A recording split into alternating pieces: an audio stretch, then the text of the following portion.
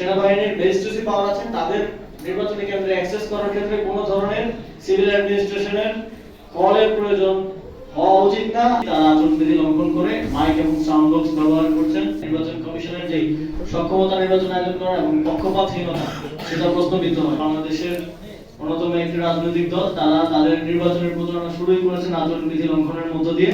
আমরা দেখেছি যে বিএনপির চেয়ারপারসন জনাব তারেক রহমান নির্বাচনী প্রচারণা করছেন, তবে সেক্ষেত্রে তারা আচরণবিধি লঙ্ঘন করছেন, যেখানে নির্বাচনী প্রচারণায় মাইক ব্যবহার এবং সাউন্ড বক্স ব্যবহারের সময় নির্ধারণ করে দেয়া আছে দুপুর 2টা থেকে রাত 8টা পর্যন্ত, কিন্তু আমরা তাদেরকে রাত 12টা এমনকি ভোর 4টা এমন সময়ও দেখছি তারা আচরণবিধি লঙ্ঘন করে মাইক এবং সাউন্ড বক্স ব্যবহার করছেন, জনসভা করছেন।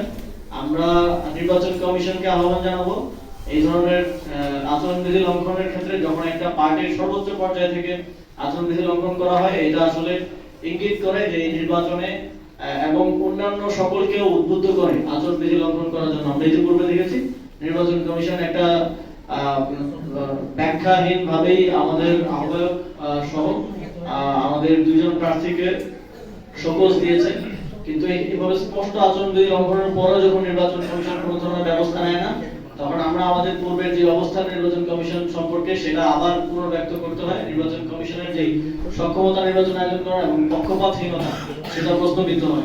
আমরা দেখছি যে সারা দেশে বিভিন্ন রাজনৈতিক দলের প্রার্থীরা, এটা আমরা নির্দিষ্ট কোনো দলের কথা বলবো না, আমরা বলবো যে আচরণবিধি সবার জন্য সমান এবং সবাইকে সেটা মানতে বাধ্য করতে হবে।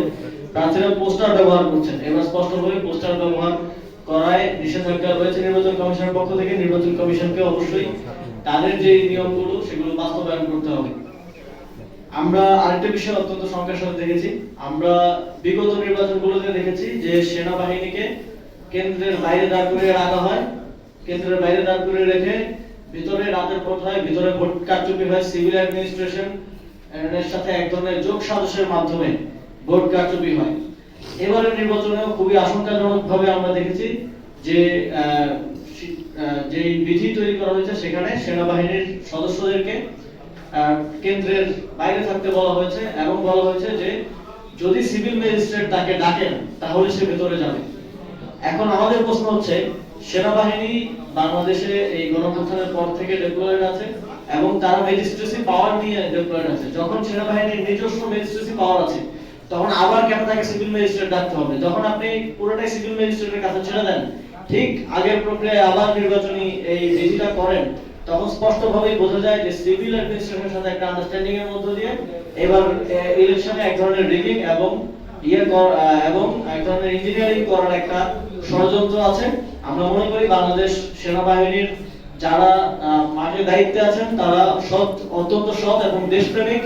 তারা যদি নির্বাচনের কেন্দ্রে সেই অ্যাক্সেসটা পান সিভিল অ্যাডমিনিস্ট্রেশন এবং অন্যান্য আইনশৃঙ্খলা বাহিনীর মতো, তাহলে একটা সুষ্ঠু নির্বাচন হওয়ার সুযোগ তৈরি হবে এবং তাদেরকে সেই অ্যাক্সেস থেকে বঞ্চিত করার জন্যই তাদেরকে কেন্দ্রের বাইরে রাখা হয়েছে পূর্ববর্তী নির্বাচনগুলোর মতো।